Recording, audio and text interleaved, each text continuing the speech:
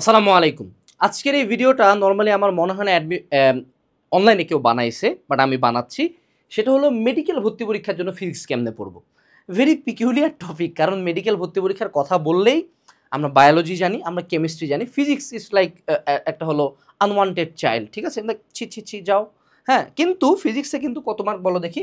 ফিজিক্সে আমাদের 20 মার্ক কিন্তু বসায় রাখে দিছে এরা। হ্যাঁ, এবং দেখো একে তো 20 মার্ক, তার উপরে মেডিকেল ভর্তি পরীক্ষার্থীদেরকে শুরু থেকে একটা ব্রেন ওয়াশ দিয়ে দেওয়া হয় যে লাইক ম্যাথ তো লাগে না, ফিজিক্স তো লাগেই না, তুমি কি করবা? তুমি শুধু বায়োলজি পড়বা, ঠিক আছে?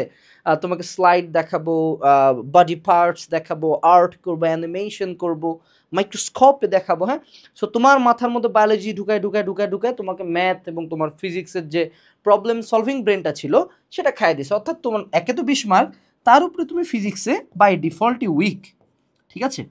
সো ফলশ্রুতিতে মেডিকেল ফিজিক্সে বেশ কিছু মানুষজন ধরা খায়। এবং আমি মেডিকেল ফিজিক্সে খুব অ্যাস্টনিশড হয়েছিলাম। একবার একটা কোচিং সেন্টারে আমি একটা ক্লাস করতে গেছিলাম আমার সময় 18 সালে। সো সেবার দেখি ভাইয়া কুলম্বের যে সূত্রটা আছে না, F is equals to K Q one Q two divided by R square, হ্যাঁ, কুলম্বের বলের যে সূত্রটা, এইটার জন্য একটা ছন্দ লিখছে। আমি মানে চোট খায় 5 মিনিট ধরে ক্লাসের দিকে তাকায় আছি যে এটা করলোটা কি। এবং সে যে মহাকর্ষ বলের যে সূত্র আছে F is equals G M one M two divide by R square, এইটার জন্য আরেকটা সূত্র লিখছে। আমি বলছি ভাইয়া নেশা কে করছে? ওয়ে করছে না আমি করছি, এটা ফির কেমন আলাপ হচ্ছে? হ্যাঁ, তো এরকমই কিন্তু মেডিকেল ফিজিক্সে চলে আর কি তোমাদেরকে নিয়ে, বুঝছো না? তোমাদের মনে করো সূত্র মুখস্থ করানোর জন্য ছন্দ দেয়, ধ্রুবক মনে রাখার জন্য ছন্দ দেয়, বাট অ্যাকচুয়ালি মেডিকেল ফিজিক্স কেমনে পড়া উচিত সেটা নিয়ে আজকের ভিডিওতে আলোচনা হবে। তো প্রথমে একটা জিনিস বুঝতে হবে যে কেন মেডিকেল ফিজিক্সে মেজরিটি পোলাপান কট খায়।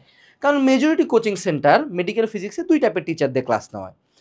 এক হলো যে শুধু বায়োলজি পড়াইতে পারে মেডিকেলের, হ্যারে যখন ফিজিক্স দিছে তো এ মনে করো বায়োলজির মতো করে ফিজিক্স পড়ানো শুরু করে। এটা হলো প্রথম শীট একটা ক্লাস হয় খুবই, কারণ আমার অবশ্যই কুলম্বের সূত্রের জন্য ছন্দের দরকার নাই। হ্যাঁ, এই টাইপের একটা ঘটনা ঘটে। দ্বিতীয় যেটা টাইপের মানুষজনের ক্লাস নেয় যে মেডিকেল ফিজিক্সের ক্লাস দিছে, মনে করো ইঞ্জিনিয়ারিংয়ে বুয়েটে পড়ে ভাইয়া, বুয়েটের ভাইয়ার কাছে মেডিকেল ফিজিক্সের ক্লাস দিছে, উমা ও তো আরেক অ্যাবমিনেশন। হ্যাঁ, ও মনে করো প্রতিপাদন শুরু করে দেয় ক্লাসের মধ্যে। তো মেডিকেল ফিজিক্সে মেডিকেলে কয়টা কোশ্চেন ম্যাথের আসে ভাইয়া? সর্বোচ্চ যদি একেবারে টিচার মনে করো পাগলই হয়ে গেছে 5টা দিবে এমসিকিউ ম্যাথের, 5টা দেওয়ার মধ্যে যার মধ্যে 4টা তুমি মানে যদি এইচএসসিতে ফিজিক্সে পাস করে থাকো তাও পারবা, একটাতে হয়তো আটকে যাবা। সো অবভিয়াসলি দুই কেসেই তোমার ক্লাসগুলো হয় হলো শিট, ঠিক আছে? এবং একে তুমি কেন শিট ধরতে পারো না? কারণ তুমি তো in the first place medical public ছিলা, ফিজিক্স তোমার এমনও পছন্দ ছিল না, সো তুমি কোয়ালিটি জাজ করতে পারো না।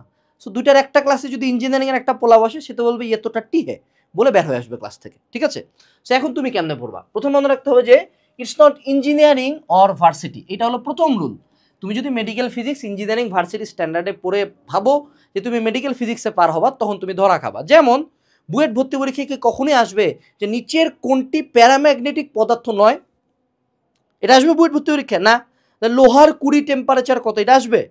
এটা তো আসবে না, কিন্তু এটা দিয়ে রাখবে, এটা তোমার এখানে দিয়ে রাখবে। নিচের কোনটি বাষ্পীভবনের উদাহরণ, এদিকে আসবে ভার্সিটি ইউনিট ফিজিক্সে না, বাট এটা আসবে এখানে, এটা মেডিকেলে দিয়ে রাখবে। So medical physics is not like engineering or varsity. হ্যাঁ, এক্ষেত্রে আমি যেটা বলতে পারি যে তোমার যে ম্যাথগুলো আসবে মেডিকেল ফিজিক্স, এখন তুমি বলতে পারো ভাইয়া আপনার 18 সালের কোশ্চেনে তো যেগুলো ম্যাথ এসেছিল আপনি তো দেখেছেন, আমি তো পারি নাই। হ্যাঁ, ওই ম্যাথ বাবা বুঝ, ওই ম্যাথ কি মানে তুই ঢাবির ফিজিক্স কোশ্চেন তো দেখছিস না, তুই তো বুয়েটের ফিজিক্স কোশ্চেন দেখছিস, এইটা ওইটা কি দূর দূরান্তেও কানেক্টেড না। ম্যাথ যে কয়টা দিবে সে কয়টা আমি সোর্স বলে দিই। এক, হয় অনুশীলনী থেকে দেয়, না হয় তোমার বিভিন্ন বইয়ের, অর্থাৎ মূলত মেডিকেল ফিজিক্সের জন্য দুইটা জিনিস পড়বা, ইসাক স্যারের বই থেকে 90% পড়বা, আর তপন স্যারের বই থেকে বাকি 10%। এর বাইরে কোনো বই যদি কেউ বলছে, হেরে মনে করো গুলি করে দিবে যে বেটা তুই কি বললি রে, এই তুই কি বললি, ঠিক আছে? এবার আসো লাস্ট যেটা আসতে পারে, মেডিকেল ভর্তি পরীক্ষার কোশ্চেন ব্যাংকটা পড়ে যাও, সেখান থেকে মোর দেন ইনাফ। ওকে, এবার আসো, তুমি চাইলে একটা টেকনিক খেলতে পারো। আমি যেহেতু মেডিকেল ভর্তি পরীক্ষার প্রত্যেকটা মানুষকে বলি যে মেডিকেলে চান্স পাওয়ার চান্সেস তোমার 1%-এরও কম, সেক্ষেত্রে সবাই প্ল্যান বি হিসেবে ভার্সিটি ইউনিটটা পড়ো। সো তুমি যদি ভার্সিটি ইউনিটের ফিজিক্সের ম্যাথগুলো পারো, তাহলে মেডিকেলের ফিজিক্সের ম্যাথ মনে হবে যে ছে মানে এমনি পারবা, ঠিক আছে? কিন্তু মেডিকেল ভর্তি পরীক্ষার ফিজিক্সের ম্যাথ থাকে সর্বোচ্চ যদি যায় 10%ও না, 10% মানে বিলো 10% কোশ্চেন থাকে ম্যাথের। 90% মেডিকেল ফিজিক্সের 20টা কোশ্চেনের মধ্যে অ্যাটলিস্ট 16 থেকে 17টা কোশ্চেন থাকবে হলো থিওরিটিক্যাল, থিওরি দিয়ে দিবে যে এডির উদাহরণ কি, এডির বৈশিষ্ট্য কি, এডির প্রকারভেদ কি। সো মেডিকেল ফিজিক্সের জন্য যেটা পড়বা সেটা হলো তোমার ফিজিক্স বইয়ের বৈশিষ্ট্য, পার্থক্য, যত ছক, যত উদাহরণ এবং অনুশীলনীগুলা, অর্থাৎ ইসহাক আর তপনের অনুশীলনীতে যাতে একটি কোশ্চেন আটকাইতে না পারো। এখন তুমি বলতে পারো ভাইয়া বুয়েটের ভাইয়া তো বলছি অনুশীলনী কোশ্চেনে উত্তর ভুল থাকে, যেটা ভুল আছে ওইটাই হুবহু দাগে আসবে মেডিকেল ভর্তি পরীক্ষা যদি আসে, হুবহু দাগে আসবে, কারণ টিচার কোশ্চেন তুলছে অনুশীলনী থেকে। হ্যাঁ মনে করো উত্তরও দিছে অনুশীলনীতে ভুল উত্তর যেটা ওইটাই দিছে, তো তুই সঠিক করে আমার বুয়েটের ভাইয়া বলেছে, তো বুয়েটের ভাইয়া বলে অ্যান্সার করবা, এক যাবে, আবার যেহেতু ভুল দাগাইছি আরও -0.25, সাবধান।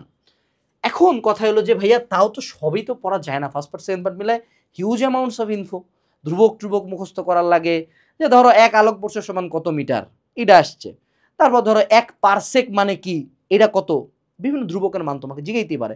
অর্থাৎ মুখস্থ করার অনেক পার্ট আছে, সব কি মুখস্থ করতে হবে? ভাই বায়োলজি পড়ে কুলবে না, আবার বলেন মেডিকেলের জন্য ফিজিক্স মুখস্থ করতে না, সেক্ষেত্রে তোমাকে করতে হবে হলো এরিয়া মার্কিং। দেখো মেডিকেলের একটা খুব সুন্দর আনস্পোকেন রুল আছে, মেডিকেল কখনো কোশ্চেন হুবহু রিপিট করে না, কিন্তু মেডিকেল যেটা রিপিট করে সেটা হলো জায়গা।